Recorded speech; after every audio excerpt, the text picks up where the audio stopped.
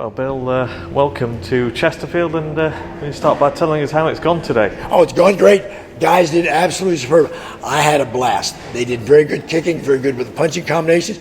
We talked about the Chesterfield cigarettes that are no more in the United States, and I imagine that's where they got it from the name of the city. So it's kind of neat. They did great. They did absolutely superb. The way I do something is a little different because I do everything from the side. A lot of times they fight in a boxing stance this way. So they can do all the punches just like but now if they have to kick, they have to turn sideways. Well, I start sideways, so it makes it a lot easier. So you're here as part of a tour of different venues? I think I do like 12 seminars.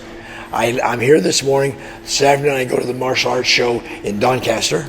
I'm there tomorrow. Then I go up to Huddersfield Monday, and then Newquay down south, and then I get to go home on Thursday. Let you know something. I'm freezing here. I live in Florida. It's 85 degrees Fahrenheit, which is 30 degrees Celsius. In this area, does it ever get 30 degrees? No. I'm freezing, but I'm having a blast. How do you find the reception from people in this country? Oh, I have a ball. You can not like me, but I'm still going to get along with you because I have a person. Because I'm going to have a good time.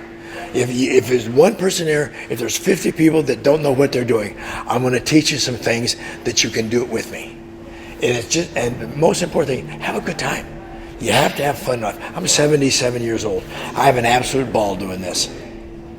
That's what keeps you motivated, coming out to places like this. Like there's a little girl just dropped in this place. She's maybe 8, 9 years old.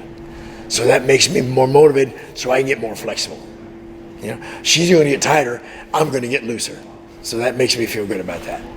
So back in America, do you do this type of thing over there? All over the place, yeah. I go back on Thursday. I get home Thursday night. Friday, I leave at 4 o'clock to go up to Indiana, the middle of the country. Have to do a seminar Friday and Saturday. I come home Sunday. Then in a couple weeks, I go to Belgium.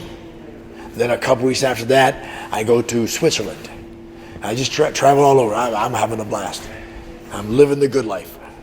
So just reflecting on your career, you've obviously worked with some massive names, the likes of Elvis Presley and Bruce Lee. When you look back on those sort of times, what do you think? Well, if you think about it, when you're doing it, it's not that big. Because I was with Elvis Presley every day for a while. So it's not like, wow, look, and I go, so what? You work with, I never worked out with Bruce, but I met him and talked with him a little bit. John Belushi, we did 3 films together. Dan Aykroyd did 2 films together. So, we're talking, and it's just like they're like you and I. You can sit around and talk to them.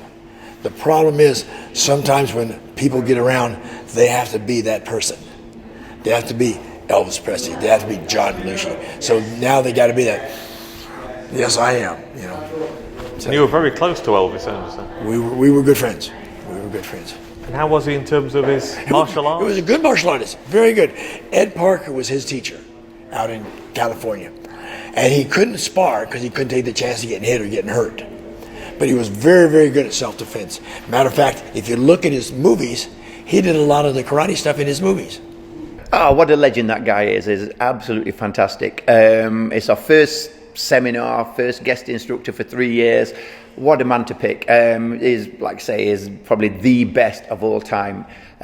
You think of Pele and football as being the best one ever. Bill Superfoot Wallace within martial arts, within kickboxing. He's the martial arts, the kickboxing equivalent of Pele, basically. He's the main man, yeah. You look at his track record, the people who he's coached, like Elvis Presley, trained with Bruce Lee, the films he's been in. Phenomenal guy, yeah. I understand he's somebody you've been after for a while, so you must have been delighted to have secured his services for the day. Yeah, I mean, to be honest, he's one of those people. I know that it comes to the UK infrequently, but what we've done is one of those I've wanted to get to Unit 1 for a good few years, 5, 6, 7 years, and we've finally managed to get him to come. I think everybody's enjoyed it. I think he's enjoyed being here, and hopefully next time he comes, we'd like to think it would be one of his first ports of call in future, going forwards now, yeah. good to see young and older here.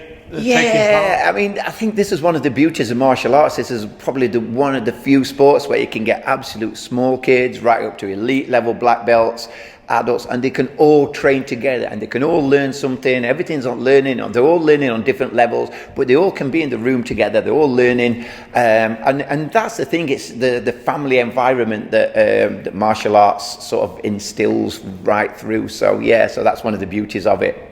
And how much do you think they'll have been inspired by what they heard today?